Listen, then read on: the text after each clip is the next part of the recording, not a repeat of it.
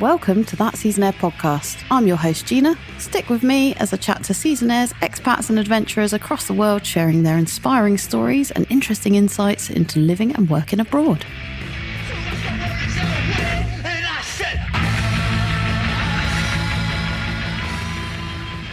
Get ready for some contagious enthusiasm as I catch up with Canadian legend, the one and only Cody Scheff. Cody shares his season story through Japan and Australia and how leaving his corporate job behind led him on a path that he never dreamed of. I honestly thought that I was just doing a winter season to get it out of my system so I could get myself straight so I could go back home and go work the corporate thing again without feeling like I missed out. You know what I mean? I was like, I just got to do this one time and I'm going to be okay. This episode brings you barrels of positivity and miles of motivation as Cody runs us through his experience of splitboarding on an abandoned ski resort, cycling from one end of Italy to the other, and how he ended up living in a cave. If you enjoy the podcast and want to show your support for the show, you are now able to buy me a coffee via the link in the show notes. And without further ado, here's the show.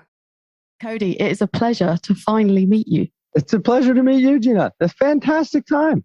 You were nominated to come on the show by Lauren in episode 1, Lauren Lamari. So yeah, thanks for reaching out and getting in touch with me. Pleasure's all mine. Tell us a little bit about yourself. Where are you originally from and what's your current situation?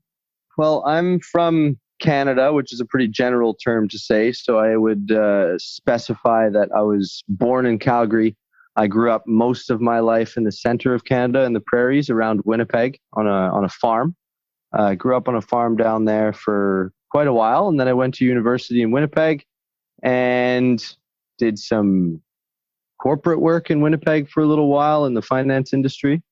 And then I moved out to the mountains in British Columbia. And now I'm currently in Italy, currently bike touring through Italy is what I'm doing. Awesome. And can you just tell the audience where you are currently recording this? Well, I needed to make a recording studio on the fly. So we've got a tent with some sleeping bags over top of it. And I'm inside of some abandoned building in a field somewhere. It's large and the roof is caved in. So that means I have reception. So that's nice. We'll have to get a picture of that uploaded for the social media. I can send you that and a video. You can get you a tour like MTV Crib style. I'll do the whole thing. Yes. Love it. Please do. So do you now consider yourself a seasonaire? Because you have been a seasonaire in the past. Is that right?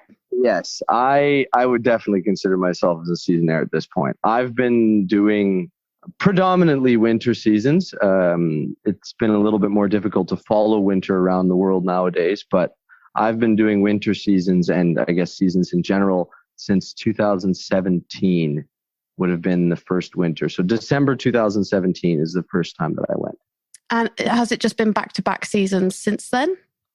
It was quite a bit. I did back-to-back seasons between Japan and Australia for pretty much 3 years. And then because of the pandemic, I had to make a bit of changing on those plans and go back to Canada for a little while. But then I went out. I've just come to Italy this last year to do another winter season, which has been extremely unique in its own way. And now we're here. We're getting closer to another winter, and I'm going back to do another winter season in Italy. Awesome. So you say your background was in finance and accounting, is that right? You went to uni or? I did. I finished high school, went to university when I was 18. I went and I took a business administration degree. So I went straight from high school right into uni. I'd always had a lot of interest in the business world just because, I don't know, it was something that my parents always talked to us about. We ran a farm. So it's like that was being a business owner as well as running a farm. So I was always at the kitchen table hearing about all the different ins and outs of what were going on in our own business and how it changed and how it evolved and where it was coming from. And it was always interesting. So I took a marketing and human resources degree. And with that ended up in corporate recruiting for a finance and accounting company. So like a third party recruiter, kind of like headhunter, all these different things you could call it. I think my official job was a staffing manager. What was it that sparked your interest in living and working abroad in the first place? Well, I can't really say that it was just like a one thing that really changed my lifestyle from that to where I am now, because it's been a lot of steps from working in a suit and tie to living in abandoned buildings. So I mean, that's a far stretch. Definitely wasn't one step at a time. But when I was working as a recruiter, a large part of my job was interviewing people. And I was interviewing people from, I don't know, 20 all the way to 65 years old. Like, if not older sometimes, like just all over the place. It's from different countries, different backgrounds, different socioeconomic demographics, all sorts of different types of people. And it kind of started as a small idea at first, but it became apparent to me that people weren't really asking me to find them their next job to get them more money. They were asking me to find them the next job that was going to get them more time. They were asking me things like work-life balance, or more vacation time, or less commute, or more time with family, or more sick days. Like, it's just, the list goes on and on and on and on. But it just started as a small thing. But after a while, and after listening to all these hundreds and hundreds of people basically telling me the same thing over and over again, it just, I don't know, I couldn't get the idea out of my head, and it just started being like, I'm doing exactly what these people are telling me not to do. Like, I got to get out of here. So I ended up leaving. I quit the job. I didn't have anywhere to go, like any other job to go to, but my girlfriend at the time and one of my good friends, Chris John, we decided to move out to British Columbia, which is about 3 provinces over. And just figure it out. And we went snowboarding for a while, and then I started bartending, and then I don't know, one thing led to another, and I started and then I wanted to go to Japan. So it just kind of went from there. Yeah, so you started off doing your first season actually in your home country, and then it wasn't until a bit later on that you decided to go a bit further afield. In a way, actually, what happened is that first winter that I moved out to British Columbia, I wasn't working at all. I had just left my career, and I had some savings, and we had found a reasonable apartment, and we just drove up to the mountain every day. I didn't know any of the staff. I didn't know anybody there. It was just me and my girlfriend and my buddy Chris just snowboarding all the time. And it was fun. It was really, really fun. And up in Big White is where I was actually. I just got to know that after all this time that I spent snowboarding, I just wanted to go snowboarding. I didn't really care why or what kind of job I needed to do or anything like that. So I never actually had worked a season in Canada. And my first season that I ever did or worked was in Japan, which was the next year. Yeah. So when you left for Big White, did you have any future plans at that point? Or were you just like, I'm going to take some time off and just see what happens? That's exactly it. So I had quit my career. I had some money and I just wanted to go snowboarding. So I just went out there. I had been to Big White before. I loved it. And it was near Kelowna. So I figured, back in the day, I thought to myself, oh, maybe I'll come back into the HR world again or come back into the business world. So Kelowna was a big enough city. I figured it was a good mix between mountains and city kind of idea. So I just ended up plopping myself there, but it definitely took a big turn after that. That's for sure. Yeah. So where did you head next? You said you wanted to go to Japan. I did want to go to Japan. It was kind of a funny idea just because my dad had gone such a long time ago. I think it was like when I was 6 or something. He had gone out there to do some hardwood flooring. And he always talked about it as being this really cool place. And then we started seeing snowboarding videos of people going to Japan and seeing this endless powder and all this crazy stuff. So I ended up a little bit later on, like now I was single. I was working as a bartender. I didn't really have anything keeping me in Kelowna. And I had this idea swimming around my head that I wanted to go to Japan. So it was kind of funny because I didn't know anything about going out there. I knew nothing. Like I didn't know a single person. I didn't know any Japanese. I didn't even know. I've never even worked in a ski resort. I had no clue what I was doing, but I just literally was sitting. I think this was in August of 2017. I was sitting in my apartment and I just went onto Google and I typed in what's the biggest ski resort in Japan. And I found Niseko. I was like, okay. So like chances are I should be able to find a job in the biggest resort. The next question that I literally typed into Google was how to find a job in Niseko. Like just like that. And then just started doing research. And you know what? The funny thing is within the end of that day, I had sent out 2 job applications and I got a response back from Niseko Sports, which was a rental place saying, hey, do you want to come work with us? Big respect to those guys because they're the first people that ever gave me a job out in this whole thing. Oh, but wow. just like that, within the Amazing. Couple hours, I pretty much had a job in Japan. It was nuts. It was absolutely nuts. Did you manage to get accommodation or did they sort that out for you? What was your next steps? That was pretty nice. So basically, after I had found the job, I had to figure out how to actually get to Japan. So then I needed to do working holiday visa applications, which between Canada and Japan, really easy, actually. Like really simple. It's free, which is pretty cool. It gives you 6 months with possibility to extend, all that kind of stuff. So I got the paperwork out of the way, bought a plane ticket.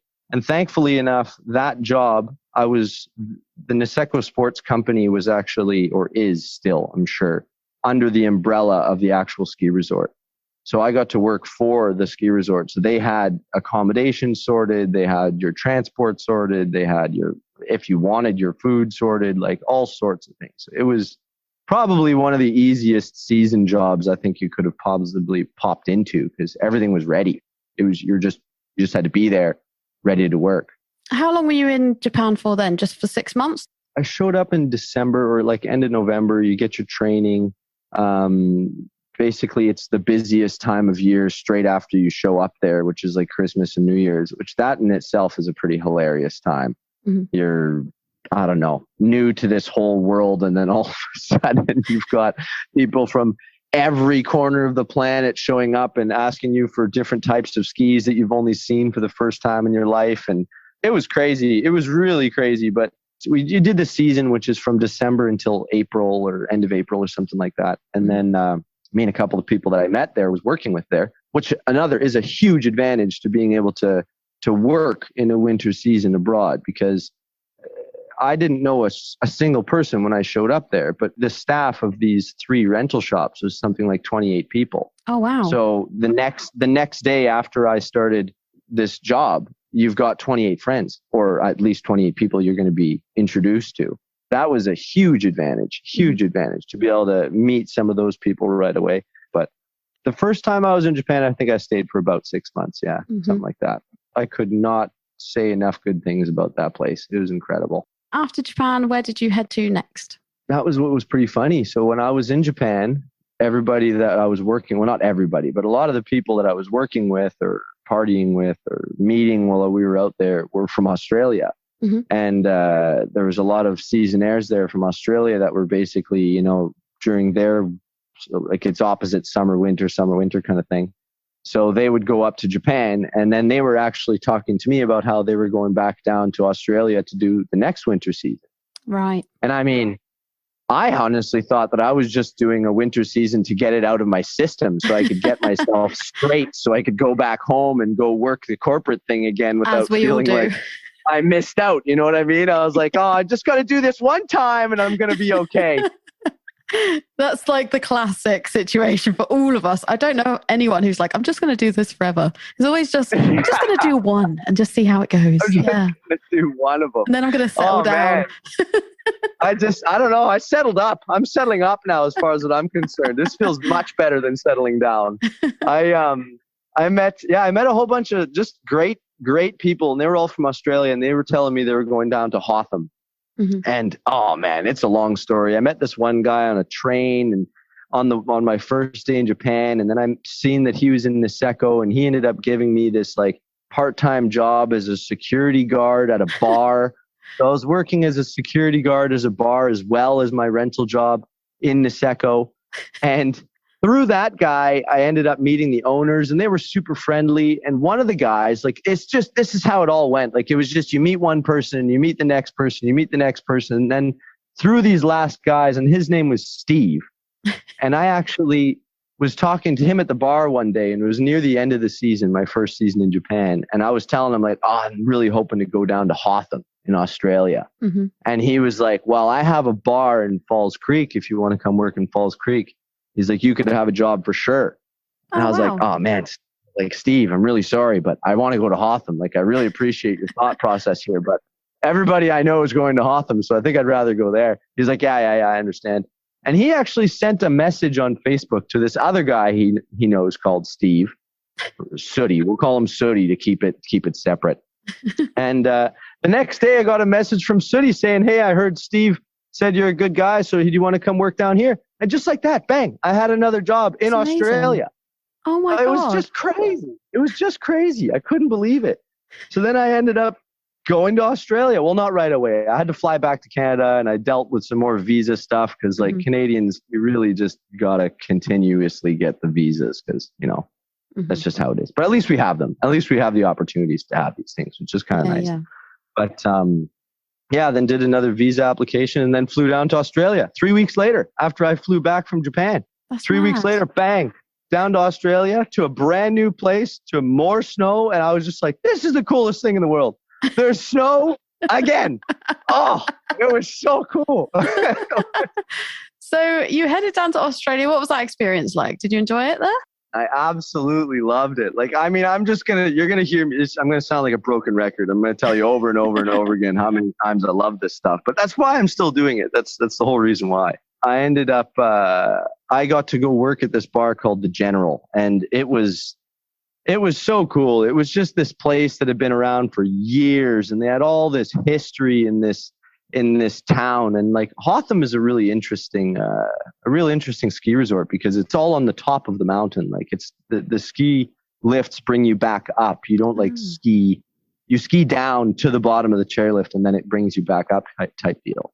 Oh wow. But I got work as a bartender there, and when you work as a bartender in a ski resort, you get to know a lot of people really quite quickly. And I it was incredible. Like the culture was incredible. The community was really, really amazing. The snow was actually really good. Everybody kind of laughs about, you're from Canada, why would you go to Australia to go do a snow season? Yeah. And there's no snow in June and July in Canada. Like, I don't know, maybe up on the glaciers, it's a hike to get up there, but it's just not the same. But I went down to Australia. I thought it was amazing. I mean, you could go, there was snow gums and all different trees, and the mountains themselves look fantastic. And the snow is like kind of heavy. So even 10 centimeters is almost a pow day as far as I'm concerned. Like it was sick. Yeah. Really, really sick. They party though. Holy moly. Those Australians, they really know how to give her. They certainly do. I think I needed to train myself to be able to keep up with those guys sometimes. How does it fare, Canada to Japan to Australia, in terms of going out? Oh man, I think Japan probably has the most out of control drinking culture I've ever seen in my life. To be honest, it's incredible for such a organized and like really well structured society in certain ways. Those people really know how to knock back some drinks. It's incredible. Really, really amazing. Like you can go to the bar until 7 a.m. It just doesn't matter. If you're still drinking, they're still serving you. That was nuts. And Australia is just a whole different can of worms, really. But the thing that I have to say about those two, if I was to compare Japan and Australia to Canada, maybe this was just ski resorts that I'm talking about right now, but it just seemed very accepting to a lot of different people. Like it didn't matter where you were from. If you were in Australia, like you were still part of the party. And the same thing out in Japan. Like you were almost like a, I don't know, tourist attraction in some of those bars sometimes when you go up there. You know what I mean? Like I find that as well. Like you go to a lot of bars and meet some of the locals and stuff. It is almost like funny for them to see the different ways we behave and the different drink cultures of each nationality, I suppose. That is so true. It's so true. It's interesting for them, I think. It's definitely a way of exploring different cultures, is just go to a bar and see how everybody acts. So after Australia, where did you head to next? I headed back to Japan. I had the fantastic luck again. This is why I give so much credit to these guys at Niseko Sports, because they actually sponsored me to be able to come back. Canadians, we only get one working holiday visa in Japan, and maximum that would give you 1 year. Mm-hmm. So that wouldn't have given me enough time to be able to go do a second season. So I ended up going to do a second season out there working for the rental shop. I also picked up another job as a bartender at this bar called Tamashi up in Niseko again. Mm-hmm. That was fantastic. And it's really crazy because there's something different about being a first-time staff in a ski resort and then being return staff at a ski resort. Like it really is a different feeling altogether. Like when you first show up, everything's really new and you kind of take a lot of, you spend a lot more money than you need to because you just don't know all the different tricks and things that you could possibly save cash on. And it was just totally different. I mean, the first season though that I was in Japan, mm-hmm. we had something, I don't know, 16 or 17 meters of snow for the year. It was insane. I had never seen anything like that. It was crazy. And then the next season after that was not quite as much snow, but again, a fantastic experience working at the rental shop and already knowing what I was doing, knowing a lot more of the ski area around there too, being able to do a lot more backcountry, being able to do a lot more filming and kind of getting into a little bit more of like the taking photos, being in photos, riding for that kind of thing. I also got sponsored with the riding team at the shop as well for a little while. So that was pretty cool. Oh, wow. So they just kind of picked you up to do that, did they? Since you were working for them? Yeah, there was a couple of the other guys that were working there that kind of were part of the shop team, I guess they would say. And then I ended up kind of approaching them and saying, hey, can I be a part of this as well? Like I had a little bit of an Instagram following at the time, like not huge, but just something. And just figured I could see if I could leverage that to just get a little bit more.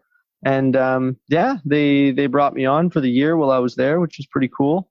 I had picked up a snowboard sponsor from Australia, which was kind of funny from just because, I don't know, long story, but the guy stayed in my apartment while I was in Australia, and then he ended up being like, hey, yeah, let's sponsor you, throw you some boards your way. So all of a sudden, after 2 seasons, like this was not big time sponsors by any means, but I had somebody giving me free snowboards. I had our shop giving me some stuff, and like, I don't know, it was pretty cool. It felt pretty awesome. I mean, I never could have expected that was going to happen, but that was my second season in Japan. It wasn't quite as long. Mm-hmm. We decided I didn't want to fly back to Canada again. And as I'm going to basically continue, is I was going back to Australia. And this time, instead of just working as a bartender, I was going to be working as a manager at that same bar. So I was doing the loop between Japan and Australia, back to Japan and back to Australia. But this time I didn't want to go to Canada. So a couple of us just decided that we would fly to the Philippines instead and just go spend a month in the Philippines, because it was actually cheaper for me to go there and stay there for a month and then to continue flying down to Australia than it would have been for me to fly to Canada, live there for a month, and then fly to Australia. That was pretty fun. Yeah. How was that experience? Where did you go in the Philippines? I went to one island. I was trying to keep things simple. I didn't want to make things so crazy of just traveling. Because I was tired. I mean, this is the problem with these seasons in Japan and these seasons in like, it's exhausting. Yeah. It's exhausting. The nightlife, the working, the snowboarding. Like, I kept making this joke that I was doing 8-day weeks. 8-day weeks. And my thought process behind an 8-day week was that if I don't sleep too much, the amount of time that I'm not sleeping basically adds up to a day every week of being awake. Oh my goodness. So I was like, I've got 8-day weeks now. This is fantastic value. Problem was, it's not sustainable for one. Mm-hmm. For two, you don't really remember very much because you're just not sleeping enough. So that I can't say it was healthy. It wasn't healthy, but it made for some good times and memories that people have reminded me of, which is really good to have friends that are like that. That's always really good. And I wanted to just chill out. So we went to this island called Siargao, which is where I think it's one of the surf breaks that if people know surf, they might know of this one. It's called Cloud 9. Mm-hmm. And lots of cool surf around that place. And it was like kind of semi-developed, I'd say, a semi-developed area where it was starting to become touristy, but it wasn't too bad. So it was still relatively cheap, and the food was still pretty cheap. And there was a lot of cool. I don't surf at all. I mean, I tried really hard for a couple times. I went and got some lessons, and that was easy. I couldn't believe it. When you get the lessons, the guy's pushing you along and you can stand up, no problem. Everything's great. I was like, oh man, this is great. I'm a natural at this. We ended up taking a boat out to a really nice break that wasn't far off. And oh man, Gina, I think I spent 3 hours paddling and 30 seconds standing on that board. Yeah, I had a similar experience to that. It was exhausting. Oh man. And then I got a sunburn. Like, I'm a pretty white, fair-skinned guy, you know, like I've got red hair, and I lived for the last 2 years in the mountains. Like, I hadn't seen sun in ages. And then all of a sudden I'm out there in the ocean and the salt, and I'm trying to put on layers and layers of sunscreen. Oh man, I don't know. The surf thing. I can see how it would be fun. I can really understand, but I don't know. It might not be for me. Maybe not yet. I don't know. Maybe. We'll see. I feel exactly the same way. It looks great. And when people can stand up on a board, it looks fantastic. Oh, man, you should have seen the 8-year-old beside me. He was crushing it. Oh. Yeah, no, it's not for me. All that effort paddling out to try and catch a wave, and then you miss it or you fall off. No, it's not for me. Man. Oh, it was exhausting. Give me a mountain, you fall over, you get back up. All done. Absolutely. The way that I kind of compared it to snowboarding is I was like, it's like if you fall, you just have to go all the way back down to the bottom and get on the chairlift again. Yeah. Like, that's what it felt like. Every time you fall. You don't get a second chance. Like, nope. And you might actually get blown down by, again, like the rest of the set. That's what really freaked me out. Like, you're doing everything's just fine. It all seems all hunky-dory. You try to get up on your board, you fall. You're like, oh, it's going to be okay. But there's 6 more waves coming to push you down under the water again. Spit in your face after you fell down. Oh. Yeah. It was still a good month, though. It was a good month. I spent a lot of time in the hammock. It was really, really, really hot. Mm-hmm. And it was fun. It was relaxing. Spent some time having some drinks with some people. Met a lot of really cool people. And then just kind of got into the right headspace to get back into Australia. And that was really sick. Just went back to Oz. Did another snow season out there. I mean, I can't really say it's rinse and repeat because every single one of them is different. You end up with different people all the time. You have different stories. You have different, just the whole works. And I mean, working as a manager instead of a bartender, that was a different experience in itself. Mm-hmm. That was fun.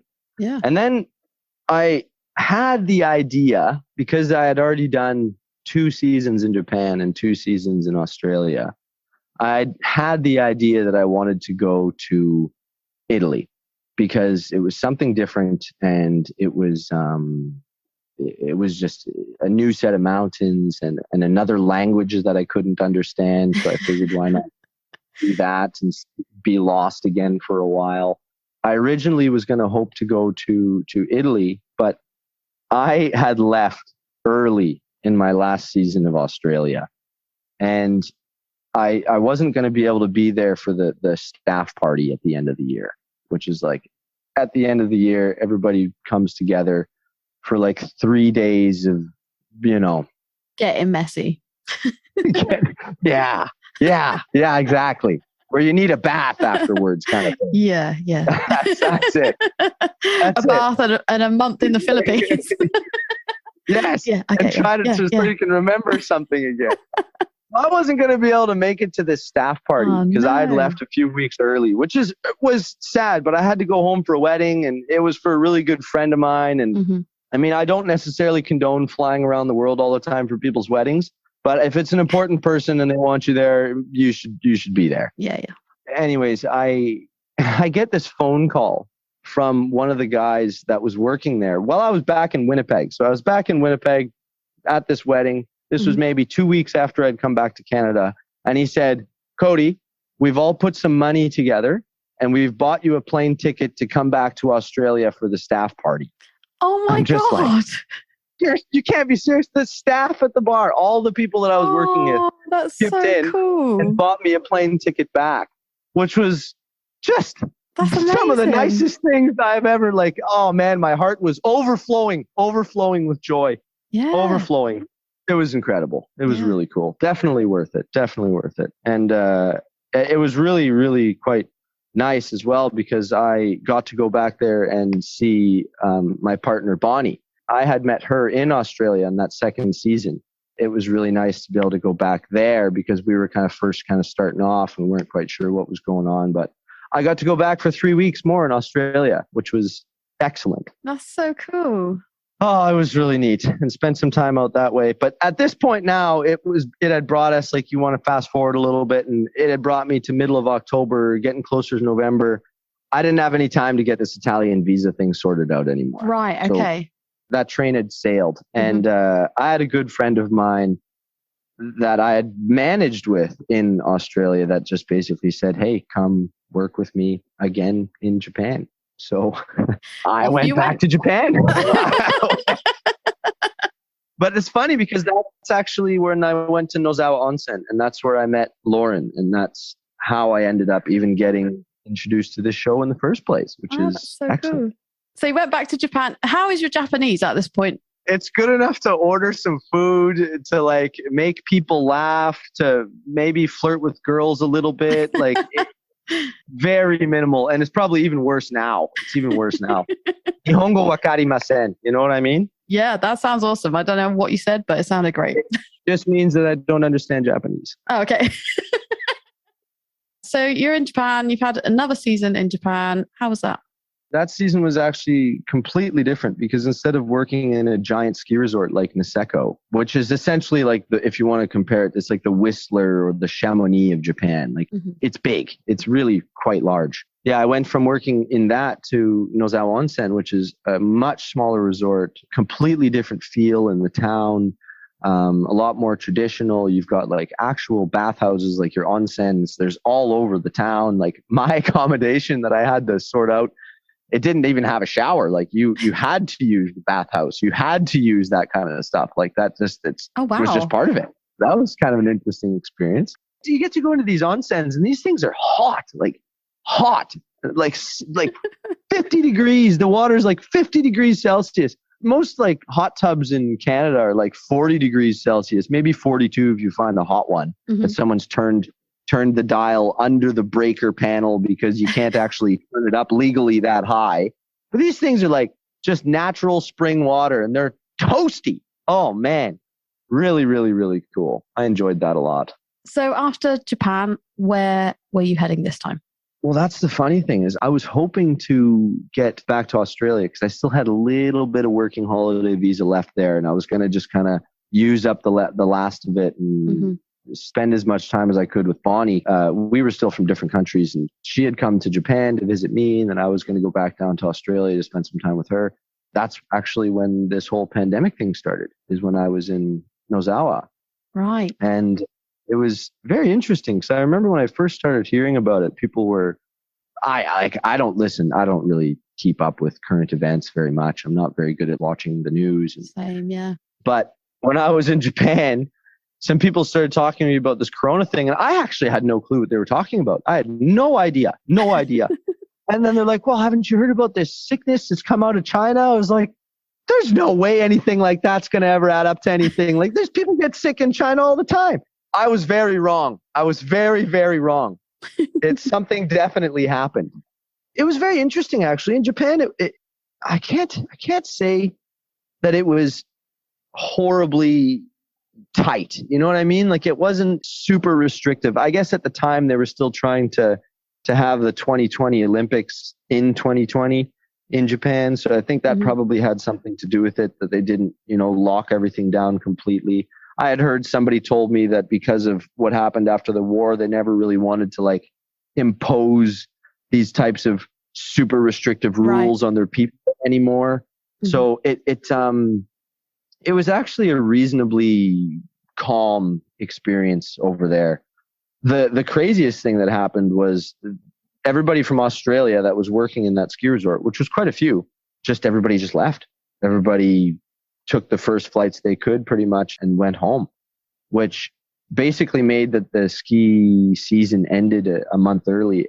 It just felt like the end of a season. Like, you know how the end of a season feels like the whole town kind of becomes almost abandoned, but not quite. There's always like a few stragglers and you have a few people hanging at the one bar. Like, it's just everything's gone from like really crazy to just no one's left. Yeah. And it was the same. It actually never really felt different to me. It just felt normal. It felt just like the season ended a month early. When it really started changing is when I couldn't go to Australia anymore. So they had locked their borders. Canada locked their borders to everybody except for obviously Canadians. So I couldn't go to Australia to see Bonnie. She couldn't come to Canada to see me. So we just decided to stay in Japan for another 3 months. We just stayed in Japan. She was like, what else? What else are we going to do? There's no work in Canada. There's no work in Australia. Like, everything's closed. Why not just stay here? The craziest part was when we ended up in Tokyo. This was when I had to fly home, because eventually I did need to fly home because I needed to do something. I can't just stay in Japan forever. We went to Tokyo and we went to that Shibuya crossing, you know, the one that's in all the videos and the movies, like all those people crossing the road at the same time in Tokyo. You know what I mean? Okay. Yeah. And I was there in the morning. So this was not peak season, but in the morning and not peak time. But it was like, it was empty. I've never seen that before. I've been to Tokyo a few times now, and that crossing has thousands of people in it. Thousands. Like, it's crazy.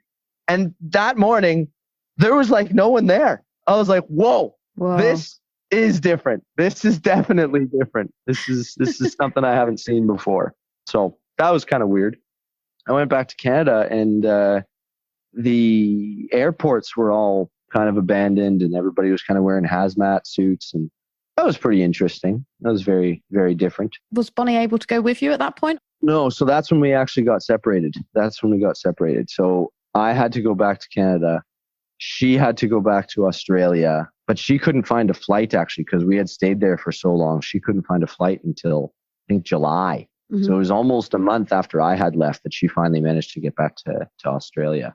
But that's when the idea of mine to go to Italy came in my head again, which was pretty funny because Italy was known as like the worst place for a long time. It was one of the hardest hit, and everything was kind of going south. But I don't know. I've been told a few times in my life when everybody's running one way, maybe run the other way. So I had it in my head that maybe we could go to Italy. And by this time, it was in the summer of 2020. Everything was kind of relaxing a little bit. We did our research, and Italy was allowing people from both Canada and Australia to go there for tourist reasons. So we applied for our working holiday visas on both respective sides. So like Bonnie did it on her end. I did it on my end. I ended up working with my parents for a little while. We had done some work in construction. I'd done some work in construction here and there kind of all through my life. Done a lot of jobs, Gina, a lot of different random jobs. But I was working on this house with my parents, and the summer was eating up. Like, the summer was chewing up, and then we were getting into fall. And then things started getting a little bit more out of control again with the pandemic, and then restrictions starting tightening up. So I'm checking the news all the time, and I hate checking the news. And I'm checking the news all the time, looking at like how the Italian laws have changed and if they're blocking any countries out, if they're allowing any more countries to stay in, and all these different things. And so far, everything was okay. Basically, by the beginning of December, everything had still been fine. We both had our visas at this point. Everything was all well and good. I remember the guy that asked me when I was applying for my visa, he's like, why are you doing this now? Like, why are you applying for a working holiday visa now? I was like, well, because I need to go. I need to go out there. He's like, you're crazy, but they're not doing anything illegal, so it's fine. And I think it was the first week of December, Italy had changed their laws. And because Canada's situation was no longer as good as it was, they blocked Canada from coming in. So Canada was no longer allowed to go to Italy, but Australia still was, which was very stressful. So now I was reading through all of the different exceptions and all the different rules and all the different things that you could do to get into. And they had this big list of things that you could still use as an excuse to get into Italy. I didn't have a job yet. I didn't have an apartment yet. I didn't have anything. This was, again, another one of these just, I'm going to Italy. I'll figure it out when I get there kind of things. I ended up kind of using a weird loophole. One of the things that it said that you could get in with is, it was a clause in there, said of absolute necessity.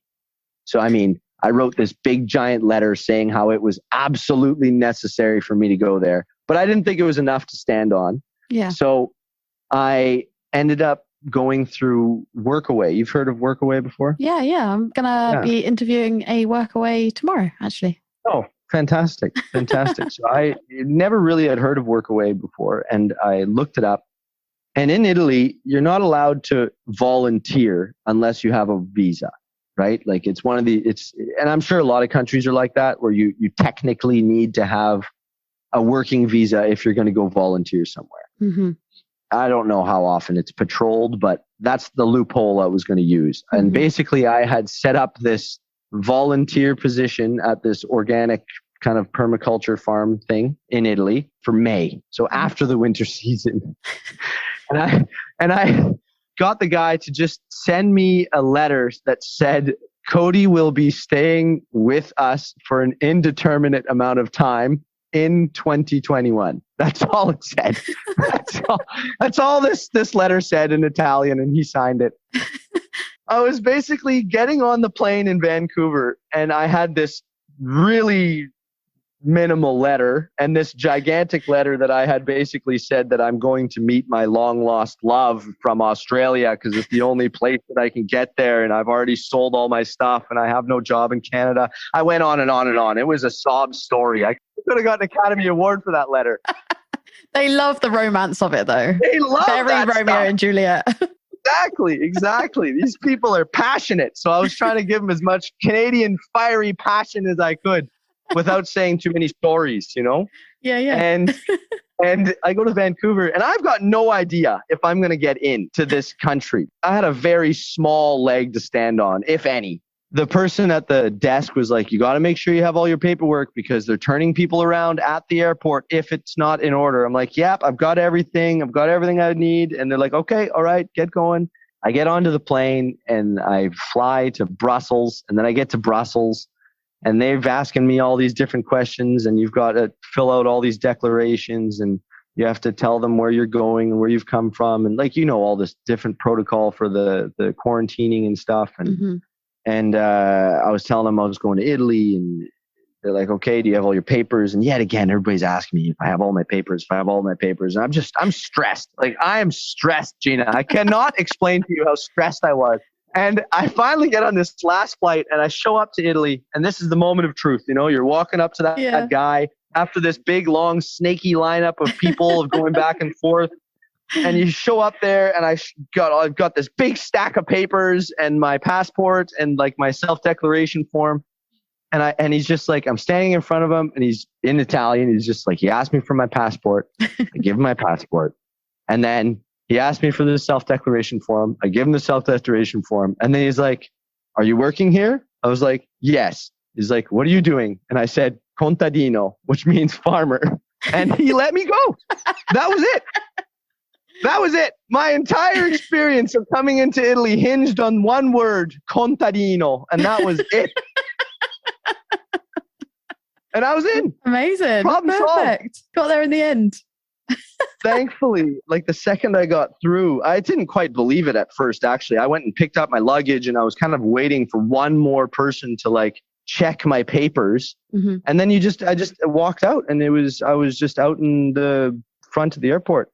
I got to send Bonnie a message while she was still within, like, not on her own flight, because she was flying somewhere from Australia, still not knowing if I was going to be in the country either. Oh my God. And I got to message her and be like, I'm in, don't worry. She's like, I'm just about to get on my last flight. I'm so happy to hear that. Oh, that's amazing. Yeah.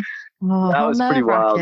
Yeah. It was definitely nerve-wracking. And she showed up a day later, so I just waited in the airport for 23 hours, I think it was. Mm-hmm. And then we had a private transfer because you needed a private transfer. And then we went and quarantined for 2 weeks, which was kind of fun, in a little place called Varallo Sesia. I went from the region of Lombardy to Piemonte. Mm-hmm. We stayed there. And I only had 1 month of Airbnb booked. That was the only plan because we needed at least 2 weeks of it to quarantine. And then I figured we could use the rest of the 2 weeks to, I don't know, figure out what we were going to do. Mm-hmm.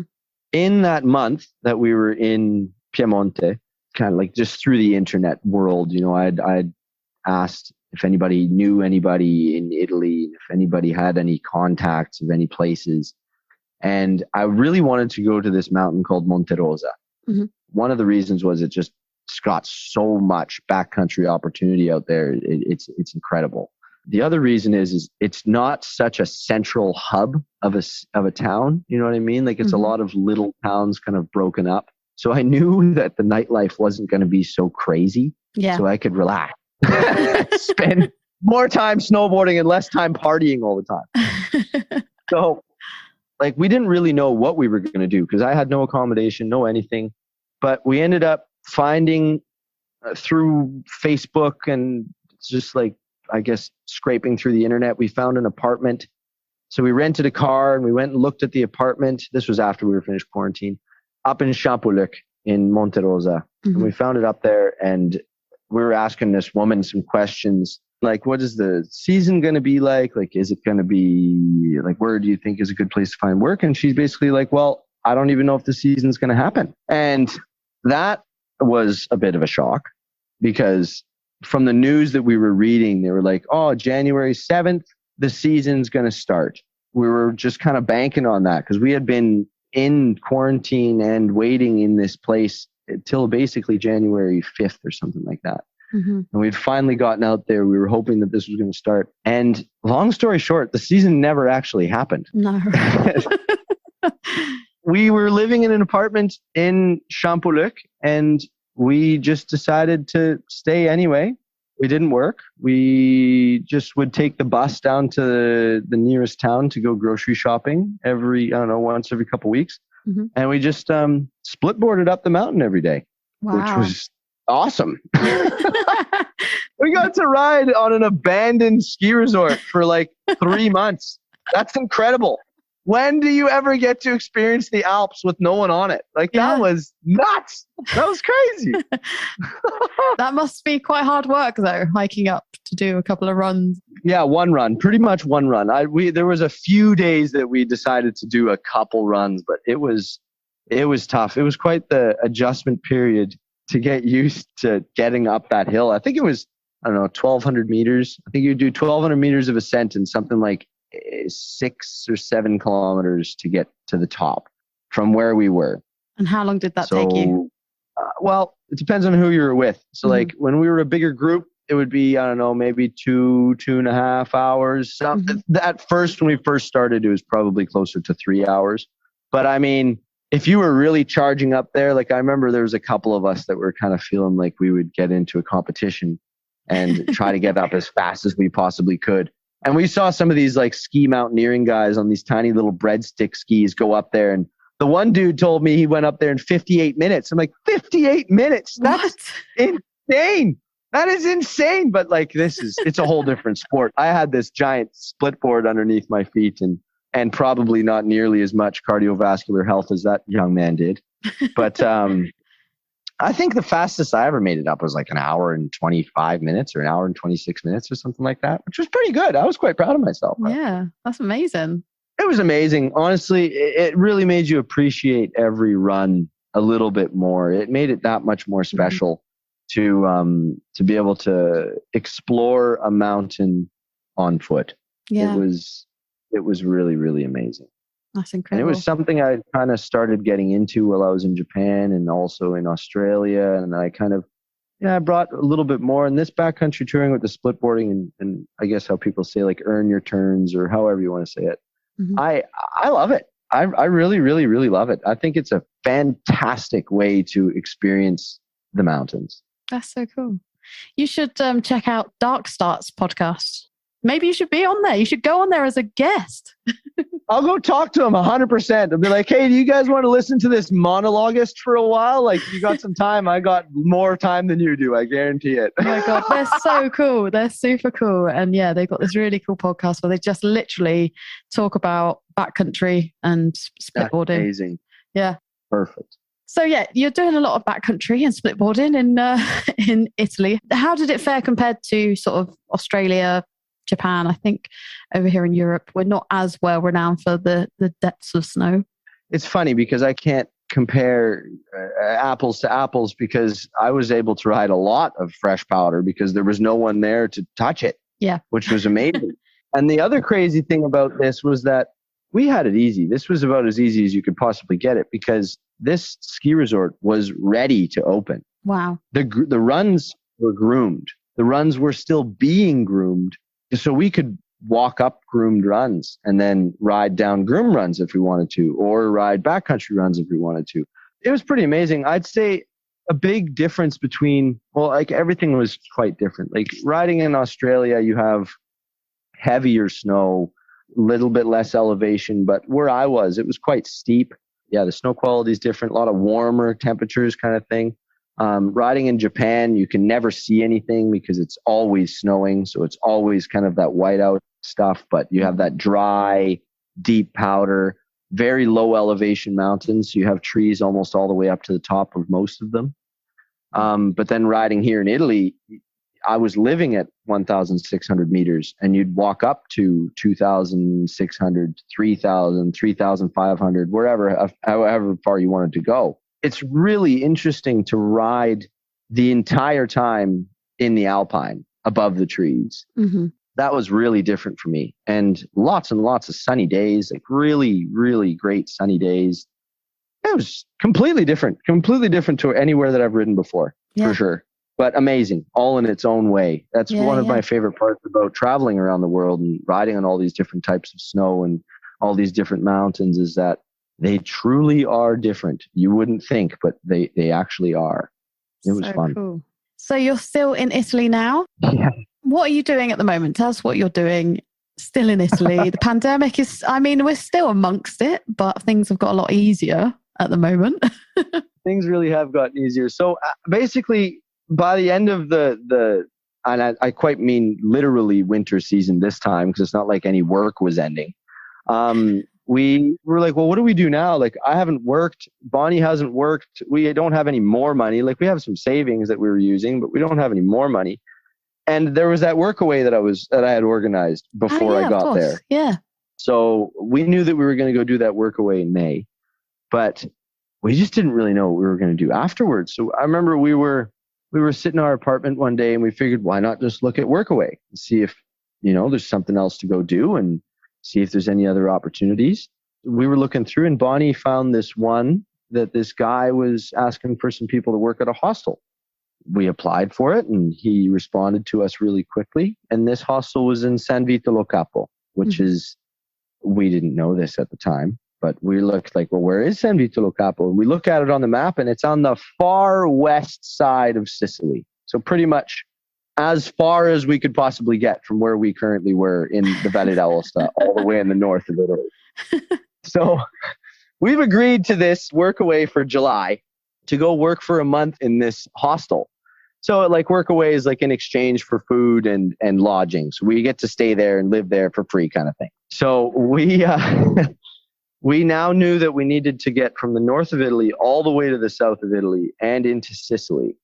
Our friends that we had made while we were in Champoluc during the winter season had told us about their bike touring that they had been doing. Right. It seemed like a really crazy idea to me when they first started telling me about it, to be honest. Like putting all these bags on a bicycle and cycling for thousands of kilometers to me just seemed like an absolutely crazy idea. Yeah. But I don't know what it was. But after a while, we were talking about it. I'm pretty sure Bonnie was the one that decided to say it. But I'm pretty sure she was just like, why don't we bike there? And yeah, it kind of, again, one of these things of like one thing leads to another. And we decided to go do the workaway in May. So we went to do this organic farming workaway. The guy that gave me the letter to get into Italy in the first place. Fantastic guy, him and his partner, fantastic. I mean, if anybody wants to go do that workaway, I think you should. It's fun. It was a good time. We went and did that. And then we we organized our trip. So we ended up buying 2 used mountain bikes from the basement of one of the hotels that was in Champollic. They were for like €50, I think it was, for both of them. So you're literally talking push bikes, not even e-bikes. Oh yeah, push bikes. E-bikes would be a horrible idea to do long distance travels. Where would you charge them? And then you just have a heavy bike after it's dead. That's true. That would be way harder. Maybe unless, I don't know, maybe some people can do it, but I couldn't even see how it would be done. But we bought these 2 bikes. They needed a lot of work. But we found all the parts and ordered some parts and got some racks and had some help from our good friend Robin and Ruth, and they helped us out and gave us lots of advice. And then we just started biking south. Wow. And we biked all the way. It was, I think, 2,000 kilometers from Champollic to San Vito lo Capo. And it was 2,000 plus because we got lost a few times. I don't know how to calculate that. But yeah, it was a long way. It took us a month. Yeah, I'm sure it did. 2,000 miles on a push bike. That's impressive. Well done. Yeah, we biked all the way to our next workaway, which was all of June. So we biked all of June. Mm-hmm. It was fantastic. Absolutely fantastic. It was one of the craziest ways to experience a country. I mean, we went all along the west coast, like to Genova and Cinque Terre, and you get to go into Pisa and Lucca and oh wow, into Rome and into Naples and into the Amalfi Coast and all these things. Yeah, it was incredible. Absolutely beautiful. Breathtaking. So that's what we did. And that's actually funny because that's what we're still doing now. But we went and worked that workaway, right? Yeah. How was it? Fantastic. We were working at this hostel called Timbuktu Hostel. Mm-hmm. Crazy place. One of the nicest hostels I've ever seen in my life. Like amazing. Like really, really, really nice. Like the kitchen looked like it was a modern kitchen. Everything was amazing. Like the mattresses were nice and the art was amazing. Like it was like a rich Italian that has been traveling a long time. Mm-hmm. Like, you have like art from Africa and art from all over the place. Like he would basically bring in people on workaway just to do art pieces. Oh, wow. So like this place is full of all sorts of different kinds of art, and it's got a climbing wall, and I could go on and on and on, but it was an incredible experience working out there. We met hundreds and hundreds of people because it's a nonstop revolving door of people coming in and out of that place. And San Vito lo Capo, little did I know, because I'd never heard of the place before, but it was it's like a beach resort town kind of thing where it's like a lot of Italian tourists that come down there, a lot of tourists kind of from all over the place. It's gorgeous. And during this time, so this is like, while we were still down there, we were applying for a permesso di soggiorno, which is our residency permit here in Italy. Because even if we have a working holiday visa, you still need to apply for your residency permit regardless. Right. And it's quite the process to get this thing. Italian bureaucracy is an art. It's more art than science, I think. Definitely not what I was used to when I came from Japan, where everything is sorted like at the airport gate. Yeah. Everything's done. But no, definitely not like that. Not in Italy. Very laid back about getting things. There's no rush. No rush. Is it ever laid back? Is it ever? I have never seen something so laid back in my life. But I love it. I kind of love it. It's funny. It's like it comes with all its own bonuses. It's like, well, if it's taking this long for the process to happen, mm-hmm. obviously I'm not doing anything wrong being here. Exactly. So that's fine. Take as much time as you want. I don't care. I'm just going to keep staying until you give me an answer. Yeah. So we started this process sometime in January. And at this point, it's August and still nothing. They had lost some of our papers. Like, I don't know whose fault it is. This maybe is no one's fault. Who knows? Human error. Shit like this happens once in a while. They're just chilling hard. Yeah, of course. And we had to restart. So we restarted this process in Trapani. And this was the end of our workaway now. So there's some new volunteers coming in. They've no longer got any room to keep hosting us. I mean, like he let us stay on in the area on the roof in our tent for a little while. Like great guy, still letting us use all of the accommodation stuff. Like that's no so worries. Nice. Yeah. But he came up with the idea. He's like, I know of this cave. And we're like, okay, tell us more. And basically something like an 8-minute bicycle ride away from the hostel was this cave. Cave? Like in the cliff cave, rock formation. Right. Natural, hut. And we moved into the cave. Long story short, we looked it up. We thought it was cool. We got in there and it's like, this is perfect. This is absolutely perfect. It's amazing. Set up everything nice in there. We got some kind of carpets on the ground and we set up our tent because you want to have a barrier from all the critters while you're sleeping. Yeah. Like when I'm awake, it's okay. But when you're sleeping, I don't know. I don't trust them. No. I don't know what they're going to be doing. But it was amazing. And it's probably the only way that we could have possibly survived in that place for that long. Because we were waiting now for this permesso di soggiorno to come through. Mm-hmm. And they said it was going to be another month. So we were going to have to stay in San Vito Lo Capo for one more month. And I couldn't afford the rent there. I mean, the rent there was out of this world expensive because it was this tourist attraction. So yeah, we just lived in a cave and we ended up almost living there for 2 months, which is pretty funny.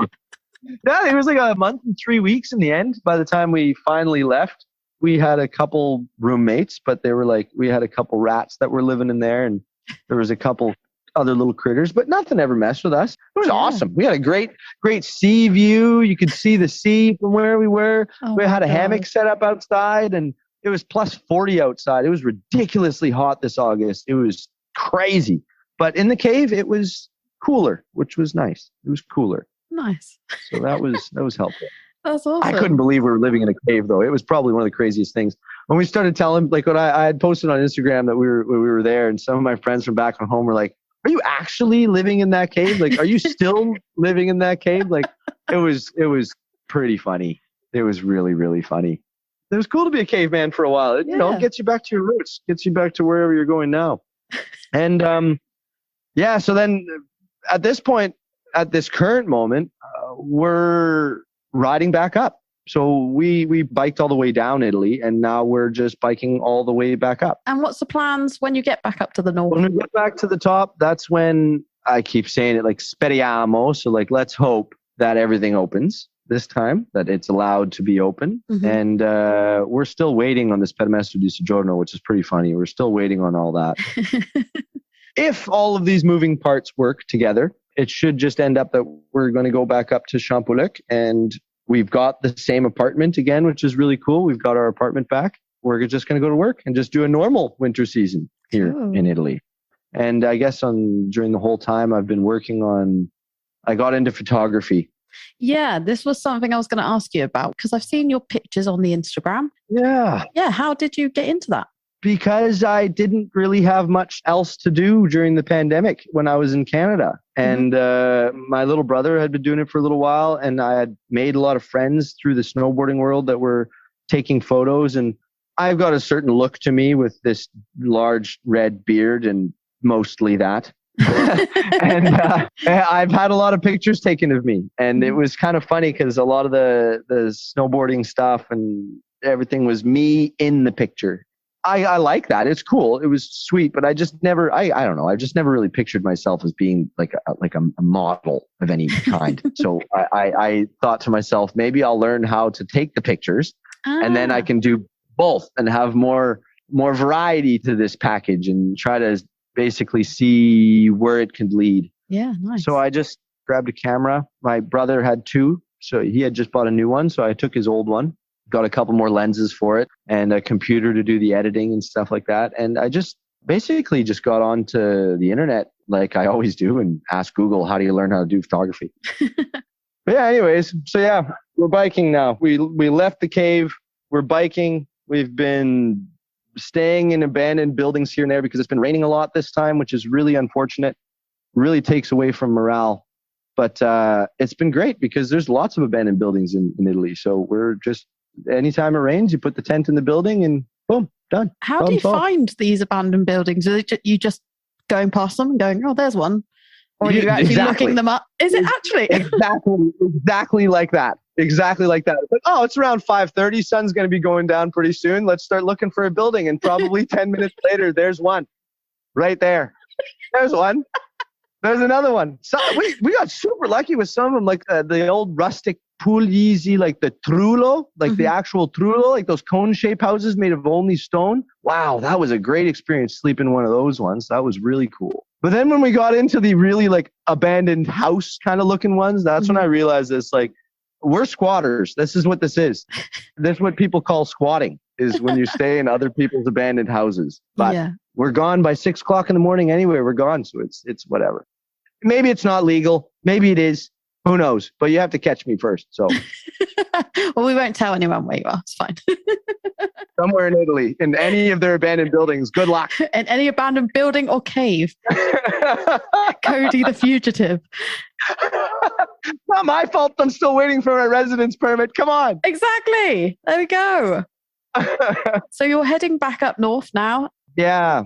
Basically, I've been through this whole time. We've just been working on documenting this trip. It's interesting. We're calling it Two Bikes, and it's telling a story through my camera and also Bonnie's journal. She's done an absolutely fantastic job of journaling throughout this entire time.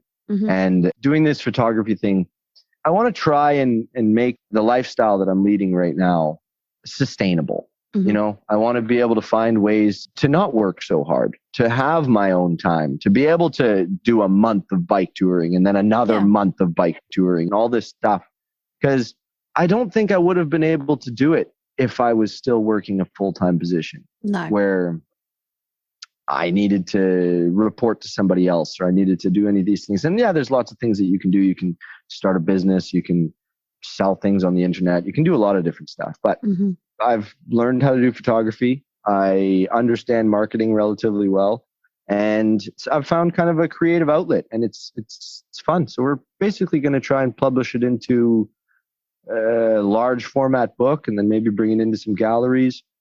And the cool thing is that I actually got a commissioned project now. Somebody has fronted us some money to do another project, and we're calling this one 1200 Runs. And it's kind of a similar idea of what you're doing, is just trying to expose and tell people about what season life really is. Oh, cool. Instead of just taking photos of people doing awesome snowboarding, I might take some photos of that, but also photos of people passed out on a couch, or living in a cave, working at a bar, or living in a cave. It's a couple things that we're working on right now. That's cool. Well, I'm going to move on to all the other questions I kind of ask everyone. From your experiences of the visa application processes that you've had to do you have any tips for anyone out there? Is there anything that stands out that you wish you had known before? Give yourself a lot of time. I think that's probably one of the best advice that I can always give people, is like, don't leave it to the last minute. Like, just start your applications, get these things going. They take a long time to expire. So don't worry if you're like 2 weeks too early or anything like that. Just like get your stuff organized, and then you'll be all right. You'll be okay. If someone was only planning to do one season, where would you recommend them to go and why? Yeah, the old one season thing. From my experience, it might be a little bit biased because I've spent so much time there. If you want to go do a winter season, you should probably go to Japan. Because like, it's a country it's first world country, but I call it the Wild West of first world countries, really. Like, it's an interesting place. It's got a culture of its own. And a lot of the places, like, you can go to Australia, you can go to Canada, you can go to the places in the north of Europe. I don't want to say this as a broad statement because I'm sure everybody can find different opinions on this kind of thing. But a lot of these first world countries are all similar in the way that they operate. You know what I mean? Like, especially if you want to talk about Commonwealth countries, we're very similar in the way that we think. Maybe our accents are different and stuff like that. But if you want a really interesting culture shock, you should go to Japan. First of all, the snow is incredible. It's deep and it's fun, and it's just an incredible experience. And the tree skiing is different because it's not conifers tree, it's deciduous trees. So that's really cool. And then, yeah, the culture is amazing. The food's incredible. The people are hilarious. It just goes on and on. If you like hot water, the onsens are amazing. You can find mud onsens. You can find all sorts of different crazy things out there. It's cool. It's really, really cool. I would always suggest Japan. Yeah. Good place. What was your best job and what was your worst job and why? Oh, man. Well, I mean, My best job, I think that my best job has always been bartending, just because I just love it. It's so much fun. You get to talk to so many people on a level where you're selling them what they want already. Like they're coming to me, asking me to make them what they already want. And then I can just keep selling them what they already want. Like, it's incredible. It's amazing. That's exactly what you want to be doing. And you're sitting there at the bar and you're talking to people about all sorts of different things. And sometimes you get to be the stranger that they're telling all their wild and fantastic stories to, because they feel like you're going to be like, you don't know them. So you're not going to know anything about them. So you hear these strange things about people. And it's good. I think that's probably always been my favorite job. I've had a lot of really fun jobs, but that has definitely been my favorite so far. Cool. My least favorite job was not done when I was in a ski season, actually. It was working door-to-door sales for a natural gas company in Winnipeg. That was tough. Yeah. That was hard. That was really, really, really hard. But it was an incredible lesson. Mm-hmm. I'll say it was my least favorite job, but I learned a lot in a short amount of time doing that job. I can imagine. A lot. Oh my goodness. Sounds awful. Don't recommend. Especially not in the winter. Overall, where is the best place you've ever visited? Gina, that is an incredibly difficult question. That is an incredibly difficult question. The best place that I've ever visited, I don't think I could possibly answer that question. To be honest, like I hate to say that. Like there's just so much cool shit around here. Like even just yesterday, I was looking at some cool stuff. There's always something that's going to be able to get you going. Like from the volcanoes that you can see out in Japan, and all these, and the monkeys in the trees that are in the snow, and then you get to go to Australia and see kangaroos jumping across a thin lake of water. Like stuff you'd see in like The Lion King, but not in Africa, like in Australia. That's nuts. That's nuts. Even going to like the center of Canada, the very middle in the dead of winter, it's freaking cold, like minus 40 degrees out there.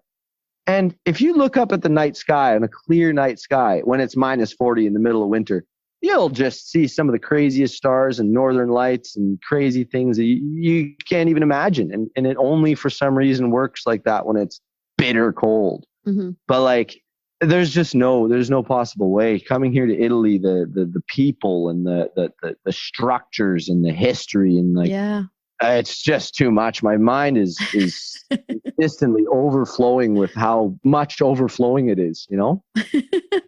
Yeah, everywhere is cool. There's always cool things to find anywhere that you go. But yeah, just like, I don't know, everywhere, the world. This earth has been the favorite place I've ever visited. It's an amazing place. That's a good answer. I like that. If I had to narrow it down to one. Yeah, the earth. What do you prefer? I think this one goes without saying, but what do you prefer, winter or summer? Oh, man, Gina. I love winter so much. It doesn't even make any sense. It doesn't make sense. There's so many things to like about winter. There's the high contrast of the snow and the other stuff like that's not so white. That's incredible. There's no bugs. There's not so much sun burning you all the time. I mean, I might be biased because I got this white skin, but man, I love to have it as covered up as possible so I don't have to soak myself in sunscreen. That's always nice. Yeah, I'm definitely like through and through a winter guy. I've spent a good amount of time in one of the hottest places in Italy. To give it a good shot, it's too much. It's too hot. Where was your favorite season and why?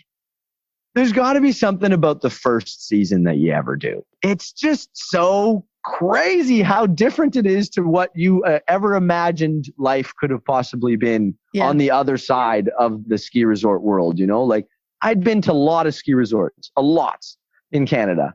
And you're always the tourist, you know. You mean you're the paying customer. Mm-hmm. You're the person going there to buy the services, to eat at the bar, to rent the snowboards, to whatever, you know, all that kind of stuff. When you get to be on the other side of it for the first time, it's like it blew my mind. I just had no idea how much was going on behind the scenes. You know what I mean? And how often some of the people that were cooking my burger that I spent $10 for were wasted back there.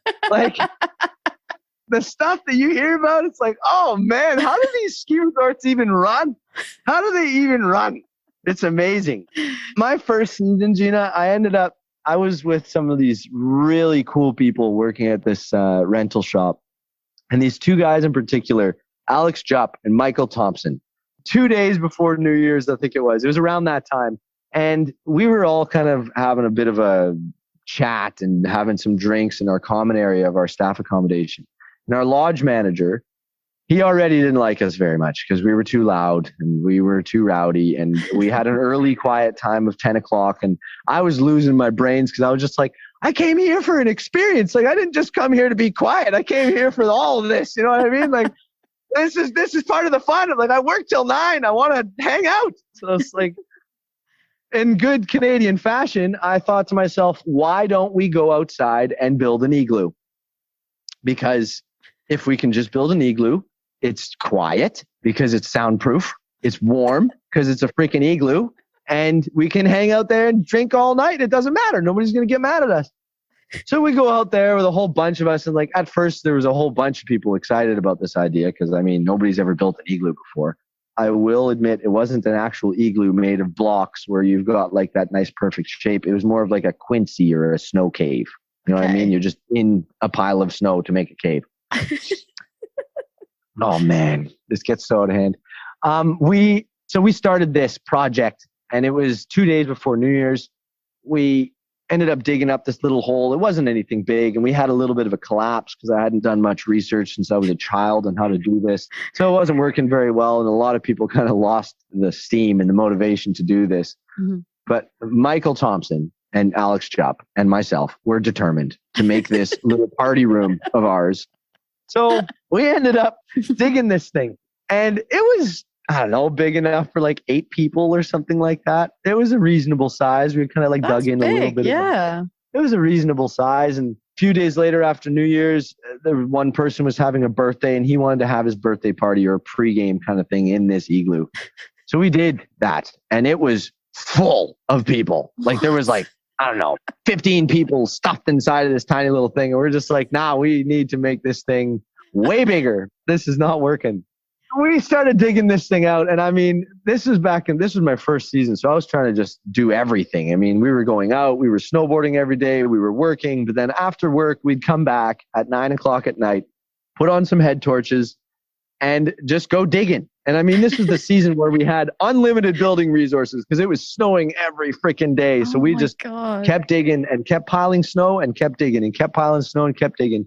And we got it to be pretty big. Like it had like 2 rooms and like fair size. And then this other girl, Holly, said she wanted to have her party there. So then we had her party there. And this time it was a bigger party, but there was even more people. So there was even more stuffed. Again, it was way too full. It was like 30 people or something that were there. Oh my way God. Too full. You couldn't move. It was too small. It was super hot because there was that much body heat. So we thought, we got to make it bigger. We got to make it bigger. We ended up digging in this thing for like a month every day. Me and these 2 other guys, plus a lot of other volunteers. Tons of other people would come help us from time to time because it got cooler and cooler and cooler the longer this thing kept going. And it ended up, we made this thing big enough, Gina. It was huge. It was called the Glue. We gave it a name. It was called the Glue. And it was actually got so much internet traffic that it's on Google Maps. Like it's on Google Maps. The Glue Niseko is there, even though it's melted years ago. But there's a little pin in there that says that it's there, which is really hilarious. We had a party there that was, I don't know, 150 people. What? Probably like 100 and something inside. Like we had rooms and a DJ booth there. We ran extension leads under the snow from our accommodation to run DJ and speakers. It was insane. It was nuts. We had so many parties there. And I got in so much trouble, Gina. So much. I almost got fired. I almost got there was so much trouble. Why? I don't even know why it was all my fault, but I guess I was just the easy to blame front man for the whole thing. So I got a lot of flack. Anyways, it was amazing. It was amazing. And you know how at the end of the year, there's sometimes like those awards for I don't know, best bartender or best stack or best skier. You know, all these different things that go around. there's one for best bar. And Wild Bill's had won that award for like 8 years. Well, this year we won it. The glue. The glue. And we weren't even a bar. One of the biggest parties that we had there, we had people that weren't even our friends that were showing up. And they're like, where do we buy alcohol here, man? I was like, you don't. It's just a party. We're not selling alcohol here. What are you talking about? That's so cool. That is awesome. It was amazing. It was really amazing. So I'll have to send you some pictures of it. It was for sure. Crazy. I think it took like over 2 months. This whole thing happened, and I think it ended in March. The last party was in March. It was amazing. So yeah, I'd say my first season, if I had to pick one, I loved them all, but I'd have to say that one was definitely memorable. Where is your favorite place to snowboard? That's a tough question, actually, because I've had a lot of really, really, really good experiences everywhere around the world. But the funny thing is the best days I've ever had snowboarding have been in Canada, actually. The mountains are really big. The mountains are huge in Canada. There's a lot of skiable terrain. And I have a lot more skill now than I did when I first left because I've been doing a lot of snowboarding. Mm-hmm. So actually, I think the best place to snowboard, in my opinion, humble opinion, would be Canada. And I've always said too, like, you know, that first time thing we were talking about with the seasons. Mm-hmm. I've always said that one of my favorite things about riding in resorts once in a while is when you go to a resort for the first time and you're like at the bottom and you're taking the first chairlift and you don't know what's around every turn and you look at the trail map and you have no idea where all of these things go. And I think that's pretty cool because you can never do the resort the first time ever again. You know what I mean? Like you only are not going to know what's around that next turn once. In your opinion, what is the best thing about season life or being a seasonaire in general? The community, hand down, just the community. It's the best. I spent a lot of time when I was younger, basically searching for, I guess, like that sense of belonging and like that real sense of being a part of something bigger. And I mean, I never really played any team sports when I was a kid, and I was a little bit more frail, and I was a redhead. So, I mean, that comes with all of its own complications. But when I was living in cities and working in those corporate lives, I felt that you'd have your own group of friends types of things, but you wouldn't necessarily expand past that very often. You know what I mean? And it would stay relatively closed. And sometimes new things would happen. But for the most part, like you'd be in a city of 1 million people, but yet most people are a stranger. Yeah. When I first got to these ski resorts, and what I started to notice was just like everybody knows each other and everybody goes to bat for each other, and everybody really communicates, even if they're not from the same place. Like these are people from all over the world, and they travel all over the world to go do this.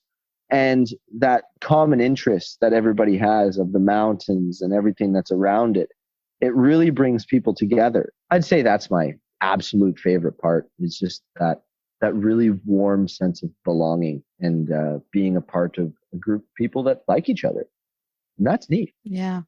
Can you tell us about a challenge or difficulty you faced during your Seasonaire journey, and what did you learn from it?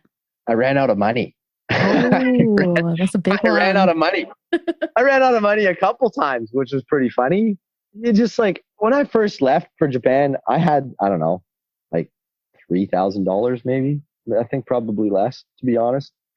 You don't get paid for your first month in Japan because it's paid monthly. So like you're not getting paid the first month. Yeah, I just ran out of money. I ran out of money a couple times, and it was sometimes things out of my control. Sometimes it was things very much within my control.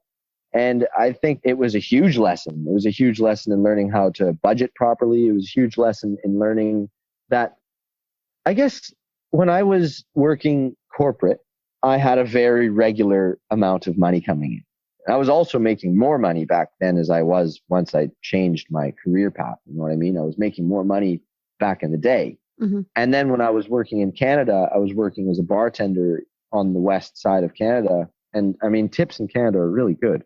And if you're working in a good restaurant with a lot of people in it, you're making good money. You get used to making a decent amount of cash. Mm-hmm. So then when I went out to these places like Japan, or Australia is a bit different, but going to Japan or here in Italy, pay rates aren't that high. And you have to kind of relearn how to live with a little less. Yeah. But running out of money was definitely one of the best things that's ever happened to me, because it's really taught me yet again, even if it happened to me when I was in uni, but I was too young to really take the lesson. Mm-hmm. But you ask some friends, they kind of help you out of your situation, then you pay everybody back and you get back on your feet. But now you have better habits and you know what to avoid, and you know to avoid spending money on silly things, and you spend more time going to the grocery store and buying your food instead of getting somebody to cook it for you, which ends up actually making you healthier because you end up having a better diet. And the list goes on and on and on and on. But like, being able to live with much less is the only reason that I can even live my lifestyle that I have today. Mm-hmm. I mean, being here in Italy, I haven't worked in 10 months, or paid work, really. I mean, a little bit here and there, like picking grapes and some photography, some of the stuff, but nothing that anybody would consider work, especially not a regular amount of income that most people deal with. But because of the fact that I've run out of money before, I know how to live with very little. And being able to do that, we've traveled this entire country all on the savings that I came here with, which wasn't that much, you know? Yeah, that's so cool. That was a good lesson, but that was a big mistake, and it was very difficult and embarrassing. Were there any points in your journey where you thought, I should go home now? I've done my season thing. Maybe I should go home, you know, the whole societal pressure. Did that ever cross your mind, or were you just living the dream? Well, it did the first time, but like, it didn't last long. It really didn't, because the longer I thought about it, the more I was like, I'm not being irresponsible. Like, I'm not doing anything wrong. Just because I'm not living the same life that a lot of other people, a lot of other consumers have been doing, doesn't mean that I'm doing anything wrong. What's one thing you wish you had known before going on your first season? I hate to say it about money, but just don't spend too much money on silly things. Don't drink all your paychecks away. Like, I know it's fun, but don't do that. Like, try to find a balance. Or at very least, just go buy a bottle somewhere else and drink it in the parking lot and go back inside the bar. You know what I mean? Like, there's a lot of ways to be able to do these kind of things. But that was something I think I wish I'd known before I first started. Just have a little bit of self-control. Mm-hmm. And also remember to sleep. That's an important thing. I wish I would have known that a little bit more. I'm still working on teaching myself that one, is remember to sleep. Are there any opportunities that stand out to you that you wouldn't have had if you hadn't have gone and started working seasons? My entire life, starting from November 2017, would not have happened if I wouldn't have left Canada. Everything that has happened to me from that decision, when I finally went to Japan and met all these people, and like, it's just been a snowball of different experiences, from the first one all the way to biking around Italy and like, at this point, I think we've cycled 3,500 kilometers in total. Like, I would have never done any of this, none of it, because I wouldn't have even known that any of this was a possibility. I wasn't in the right circle of people. Yeah. I kind of say this once in a while. It's like, you have a circle of people that are around you, and you can bounce ideas off these people, and everybody kind of brings up new things to the table. But if that circle never changes, your ideas and your like, even capacity to understand other ideas never really grows much, or not as easy. But when you insert yourself into other circles of people, all of a sudden you have these different points of view and these different experiences and these different collective experiences of all those people that give you opportunities that you've never had before. Yeah. And I know full well that my life would look nothing like it does today if I wouldn't have gone on this journey. Like the Igloo, the person that I met that is my partner now, Bonnie, like these crazy stories, these bike trips, this snowboarding all over the world, like hiking into Yote, the volcano, and snowboarding into the crater. Like, none of that would have happened in Canada. Throughout all your travels, which place feels most like home? I'd have to say that Italy feels most like home in my description of home. When I went to Japan, I never actually learned much Japanese, so I missed out on half the conversation as far as I'm concerned. I didn't get to hear everything else that was happening around me. So when I came here to Italy, I decided to actually put a lot of effort into learning Italian and being able to speak the language here and communicate with local people and feel the community that I talked about in like the winter community That sense of community very much exists here in Italy, especially in the South. And it's amazing because the way that I would kind of describe feeling like you're at home is feeling like you're comfortable, feeling like there's people you can depend on, feeling like you can find help if you needed it. And I've been here for a long time now. This is the longest single journey that I've done for a while. And if it all works out, I should probably be here for another year after this. So yeah, this definitely feels most like home. It doesn't feel anything like Canada, but it feels like home. Awesome. When you're away, what is the thing you miss most about Canada? So I'd say the thing that I missed most about being in Canada was my family. Because of the fact that I'm so close to my family. I grew up in the middle of nowhere on a farm with my brothers and my mom and dad. And I spent all of my time in my youth with my two brothers and my mom and dad. That's just what we did. And that's how we were. And my brothers, to this day, I can still say that my brothers are my best friends. And I could ask them anything. I could talk to them about anything. And as much as like, I really, really love these guys, I also know that we all have our own lives. They're all doing their own things. And we all understand that about each other too. But that doesn't mean I don't miss them. I definitely do. I miss being able to have those day-to-day chats, and like having those day-to-day experiences, like the simple stuff with your family and friends, like not the big, huge adventures like that you can have with anybody. Yeah. But just like, I don't know, having coffee in the morning and talking about nothing. Yeah. That's nice. And that's what I miss. My parents, my brothers, everybody, even when I said I wanted to quit my job and quit my career, like they were like, you just got to do what makes you happy. If it's not making you happy, get out of there. Like go do something else. And I've been incredibly fortunate that they have always been so supportive. If you could go back and give your younger self one piece of advice, what would it be? You know what? If I had to go back and give myself some serious advice, just don't block off too many opportunities. You know what I mean? Like, don't just say no to things before really giving it a good thought. Like often I found that I would push away things because either they were inconvenient or I was scared. There was 150 different excuses that could come to your mind as to why you don't want to change the status quo. And that is one of the things that I definitely wish I knew more back in the day. But I mean, it's difficult to even say that because I wouldn't be who I am today if I haven't gone through everything that I've gone through in the past. Yeah. So I can't say that I would want myself to change too much because I don't even know what path I'd be on. And I quite like the one that I'm on right now. Yeah. I don't know. That'd be kind of nice to know. Maybe I would have done some other weird things. Who knows? But yeah, just don't say no to so much stuff. That would have been good advice. Yeah. And on the topic of advice, what is the best piece of advice you have ever received? Oh, one that's always stuck with me is something my dad told me, and he told me this lots. It's smile at the world and the world will smile back at you.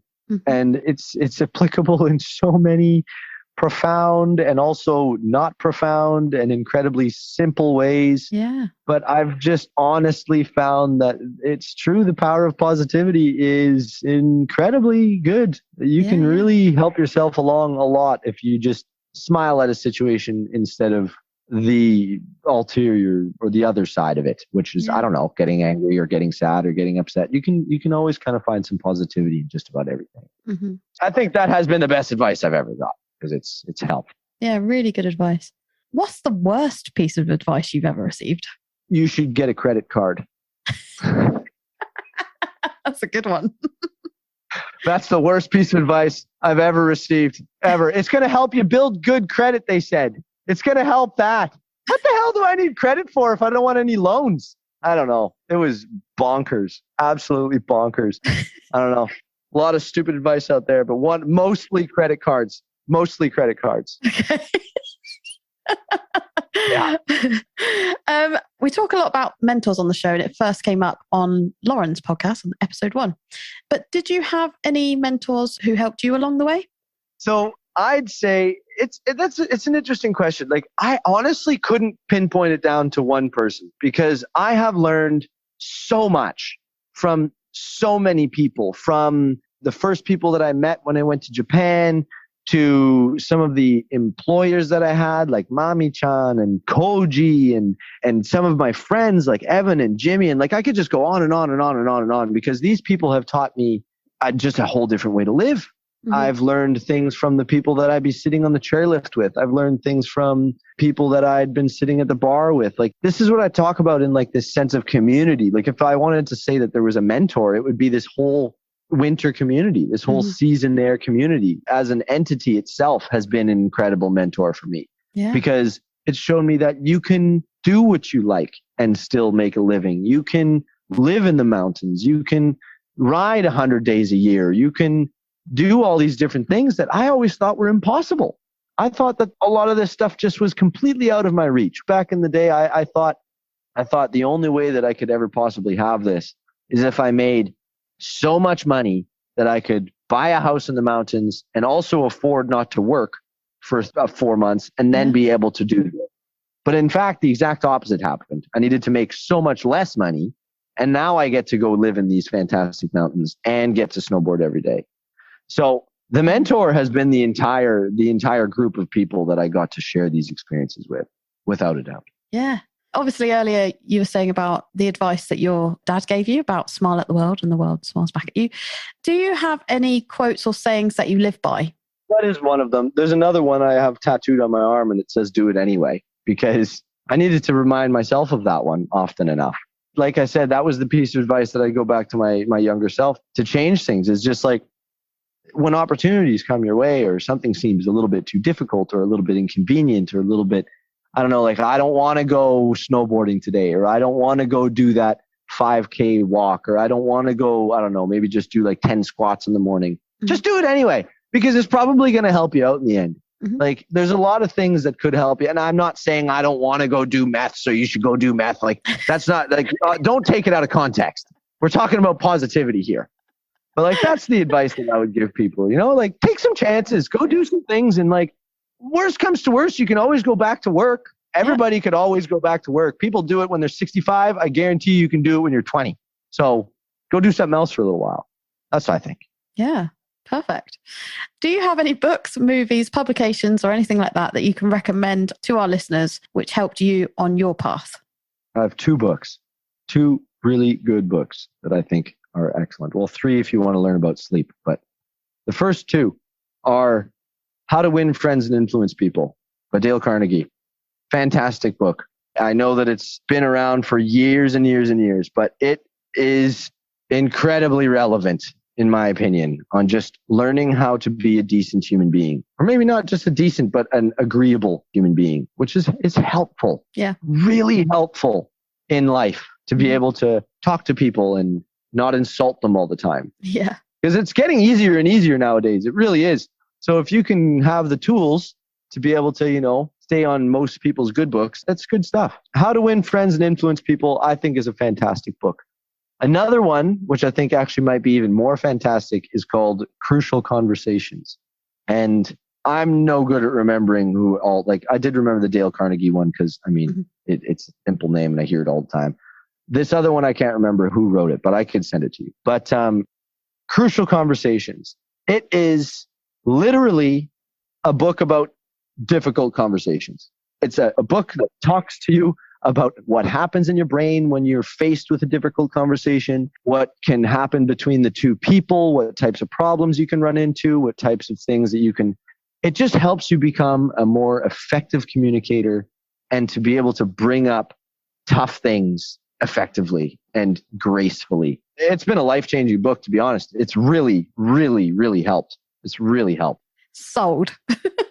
Sold. What is one myth about Seasonaire life that you would like to debunk?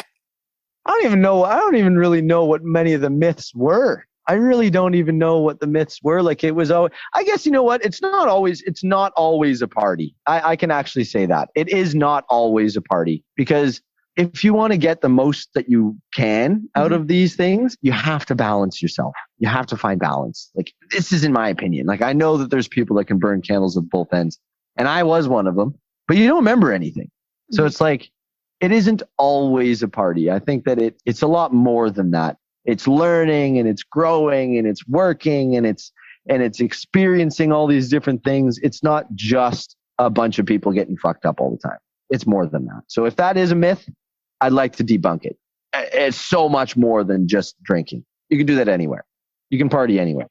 So now I have to ask you my mum's favorite question. What's one thing you take with you everywhere you travel, or do you have any travel hacks? Something that I do take everywhere that I travel is a Bluetooth speaker.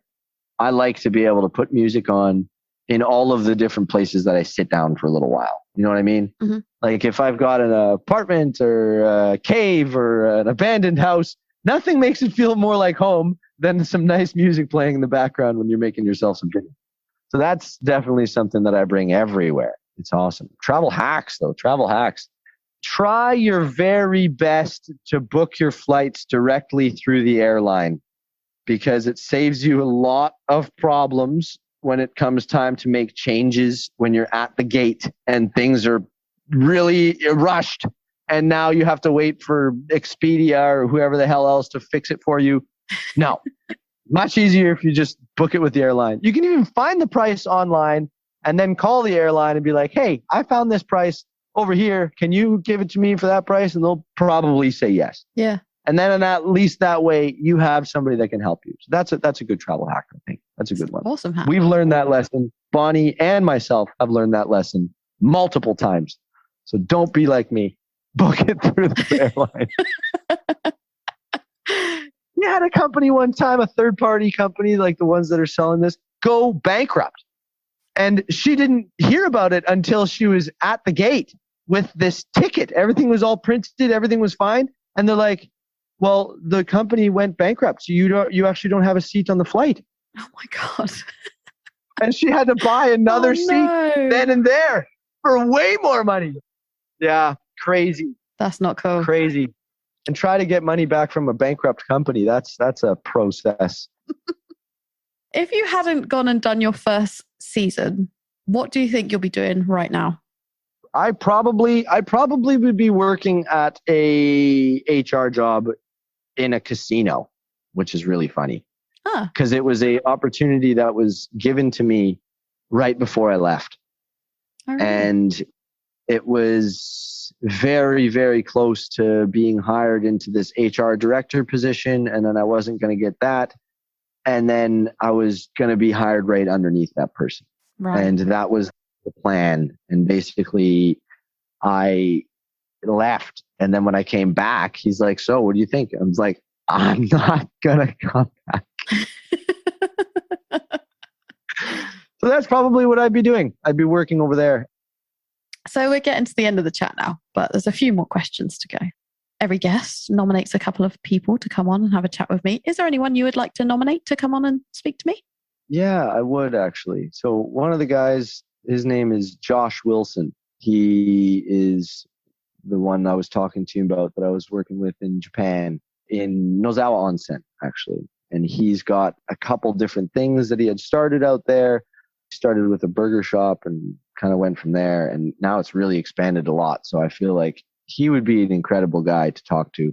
And it's really interesting because he's not like this guy that's got a lot of social media and a lot of all this other stuff. He's a little bit off that side of things. So Okay. Really cool dude. And then on the exact opposite scale is a good friend of mine, Evan Wilcox, guy that I met in Niseko. He's an American that's been living out there for quite some time now, and basically made his life working in these winter seasons. Fantastic guy, super charismatic, lots of funny stuff to talk about. Great dude. And the last would be Jess Kibbs. I met her in Australia. She's been doing lots of winter seasons, also summer seasons in the United States. Her and her fiance are kind of van lifing through the United States right now, working all sorts of different types of jobs. And yeah, I think that she'd be a pretty cool person to talk to as well. Yeah, for sure. Is there anything that you would like to tell our listeners about? Any projects you're working on that you want to go into in a little bit more detail? I'm taking photos right now and trying to be a lot more creative and make some cool storybooks out of it, and essentially tell people about what we've been doing and what I've been doing. Yeah, keep an eye out for it because it's coming. It's coming, regardless of if you want it or not. It's coming anyway. Whereabouts can people find you? Probably on Instagram would be the best place to find me, Cody Scheff. Otherwise, just come find me. Come bike with me. Come look for me in one of these abandoned houses or climb a mountain or something. That's the best place to find me. It's the most fun, for sure. Yeah, definitely. And what's next for Cody and Bonnie then? This next is going up and doing this winter season up in Italy, making sure that everything works out. But everything always works out, so I think it'll work out. After that, I don't know, we've got a couple different plans. One option is perhaps to go down to South America to kind of keep doing this winter season flip-floppy thing, as long as it becomes easier to fly. And it's all kind of pandemic depending. But the other idea is actually maybe to bike all the way to Central Asia. So it's this place called Kyrgyzstan. There's some big mountains over there, and it's like 6,000 or 7,000 kilometers away from Italy. So it would take a long time to bike there, but we'd get there in time for the next winter. So yeah, that sounds incredible. That's an idea. The more I bike, the more I want to do it. This has been so much fun. Thank you so much. I had an absolute blast doing this, and I appreciate your patience in my internet connection and my strange face light thing that looks like I'm from that Blair Witch Project all the whole time. Thank you so much, Gene. I appreciate this. Thank you. And hopefully we'll hear a bit more about your journey at a later date as well. Sounds good. I love it. That was awesome. Such an incredible guy with so much energy. Thanks again to the marvelous Cody Scheff for coming on today's show. Don't forget to give us a follow on Facebook and Instagram, and remember to hit the subscribe button on your podcast player to get all new releases of the show as they come out. Once again, a big thank you to Mike at Mike's Sports Bar for the studio space. Thank you to Mondo Wave for the music, and thanks to you guys for tuning in. See you all again next time.